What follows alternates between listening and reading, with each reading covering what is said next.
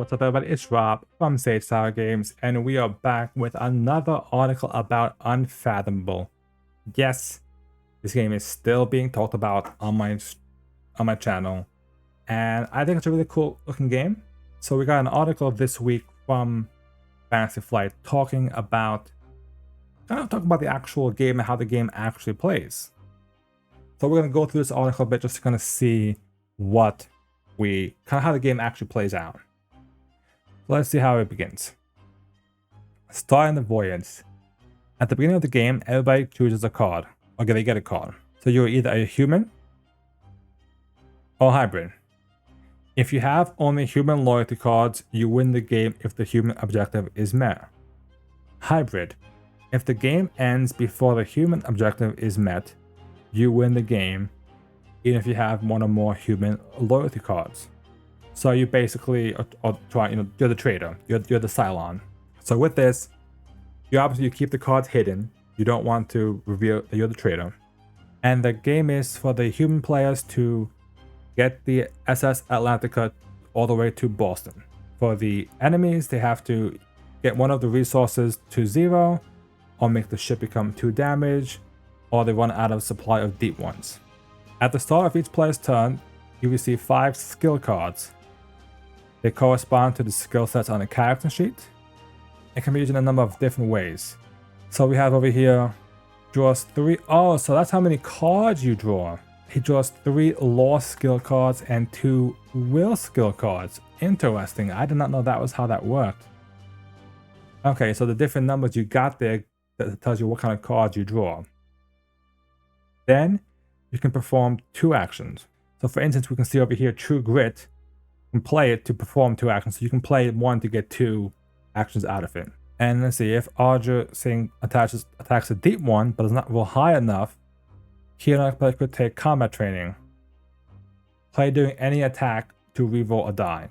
So for instance, you could play that, even though it doesn't say action, you can still play it. That's pretty cool. Because you need some of them for skill checks. Okay. So there's different skill checks, which we saw. Influence, law, observation, strength, and will. And you can contribute any number of cards from your hand face down to kind of help with the skill check. The game also tosses 2 cards from the chaos deck into the mix, which could be any skill type and may positively or negatively affect the check. So the chaos deck is kind of like that randomness of like Arkham games, like the chaos bag, all those tokens and stuff.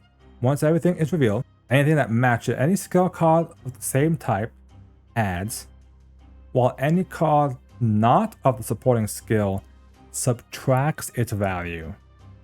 Okay, so even if you put a positive number, if it's the wrong skill, it will actually subtract. Then you kind of get that number sorted out and you can figure out what it is. So for instance, we have the food stores raid. The target is 11. And you have 2 supporting skills, which looks to be, I want to say, influence and strength. So if you get enough, no effect. 8+, you lose 1 food. If you fail, you lose 2 food. So that's when you can kind of sabotage by putting in a wrong card, putting in not enough. However, they also give you instance. So each player turn ends with a mythos step, which unveils a crisis that the players must work together to resolve. Similar to what this card is. So this is probably like a crisis card. Wait a minute, we got some cards down here. Adding to the intensity, once the crisis has been resolved, enemy activation occurs. At the bottom of each crisis card, there's an icon representing which type of monster activates because of that card.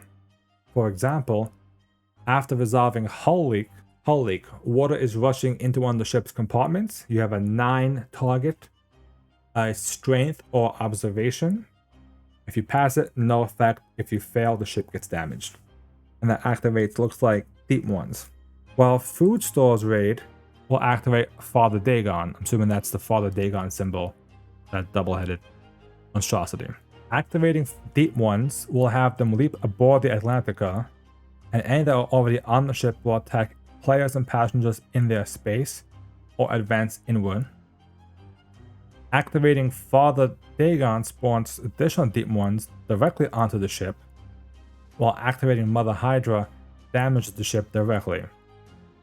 So Father Dagon will spawn deep ones. Mother Hydra attacks your ship. Thankfully, the game also comes with 2 tracks, travel track and the ritual track. The boat icon means that the ship is traveling and advances down how it has to go. The captain looks at the top, so when the token on the travel track token reaches the arrive space, the players have made it 1 step closer to reaching Boston. The captain looks at the top 2 cards of the waypoint deck and chooses one to resolve.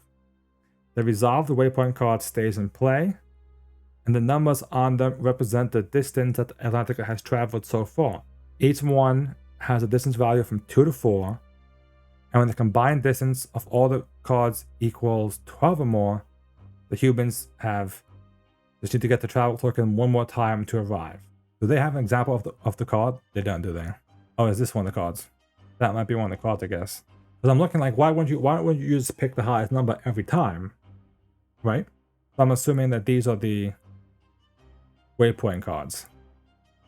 So, for instance, Hurricane has a 2, but you either lose 1 fuel or damage the ship 2 times, or you gain a 4, so you're 1/3 of the way there, but you lose 2 fuel and damage the ship. So you take a lot more consequences, but you get farther down. So let's see the ritual track. When the ritual token reaches the cast space, the greater banishment spell commences. So I'm gonna just to scroll down for you guys so you to read this a bit. So the way it works is the cast track, the ritual track, as it kind of goes up, once it hits, it then instantly like EMPs the ship basically. Any creatures get knocked off the ship. Mother Dagon and Father, sorry, I fused them. Mother Hydra and Father Dagon both get off the ship. However, anybody who's caught outside on the ship is killed. Players get sent to the sick bay, passengers are killed, which affects your resources. You want to make sure that you get everybody in before you cast the spell and kind of keep the ship safe. That's pretty cool. Now, when you travel at least 6 distance or more, there's an awakening phase. So let's say you did Hurricane and Stormy Seas. Everyone is dealt 1 more loyalty card. Anyone who gains a hybrid loyalty card during the stage must not play as a trader. Okay, so this is similar to like I've seen it on like the thing where like you gain another card halfway through the game. So you may have started the game as a human, but you awaken as a hybrid now. Or you may have been a hybrid, but you stay a hybrid. Here we go, this is the trader part. During the turn, a hybrid player may decide that keeping their identity a secret is no longer beneficial. When that happens, they can use an action to reveal as a traitor. Doing so will shake up the game in a number of ways, with the first being the character's reveal ability. So, for instance, Arjun Singh's ability, when you reveal as a traitor, if you're not in the brig, you reset the travel track. So say the humans are getting close to, unlocking the next waypoint or getting close to advancing win the game, you can flip over to reset the track to buy you some more time. And it's a 1-use ability. The revealed trader passes their extra loyalty card to another player. Oh wow, whoa. After triggering the reveal ability, the revealed trader passes their extra loyalty card to another player. If they manage to get more than 1 hybrid loyalty card, they can give that extra hybrid card to someone and turn that person into a hybrid without anybody else knowing. That's pretty cool. It usually goes well, like if you gain 2, it just means there's one less kind of, this reinforces that you're a hybrid, and that there's not like the suspicion of a traitor being out there, but you kind of got the same card. But here you can actually give it to somebody to actually kind of corrupt them. After revealing as a traitor, the hybrid is then able to use treachery cards instead of normal skill cards. So pretty much you get to use cards that allow you to spawn deep ones, activate them, and really make it a lot nasty. However, let's see. Revealing as a traitor does have a cost. once your identity as a hybrid is known, you no longer draw Mythos cards. So that's one less crisis that the team has to deal with.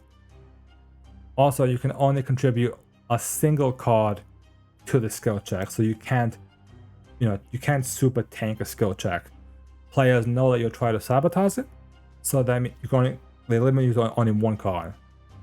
And lastly, you use your normal ability when you reveal as a traitor, and then obviously you defeat the hybrid, so forth. So it's pretty cool. I would have liked to see a bit more of the waypoint cards being sold down here was a bit confusing, but overall it's pretty cool. I think it looks like a really fun game. So basically the way it sounds like is you'll draw skill cards, play actions, move around the ship, do what you have to, form a skill test either on the board or from a crisis that you draw at the end, a Mythos card basically, while trying to deal with traitors. There's the advanced track, which you want to advance enough to gain 12 or more points, and then you can kind of one more advance get you to Boston. Otherwise, you have the ritual track, which kind of acts as your EMP to stop all the deep ones from attacking. Two really cool ways to kind of deal with it. So I think that sounds like a lot of fun, and it's nice that they gave us a little gameplay video for this to kind of show how to play the game. So that seems pretty cool. I think this game is coming out pretty nice. Like I said, I like the Arkham theme combined with the Battlestar Galactica feel to it. So overall, the game looks pretty solid. I think I'm not sure if they've actually given a date release for it yet. Either way, when it comes out this fall, it says, we'll see what happens with it. So hope you guys are enjoying these Unfathomable videos, and maybe it'll come on Tabletop Simulator one day so we can play for you guys as well. Thank you guys for watching these videos.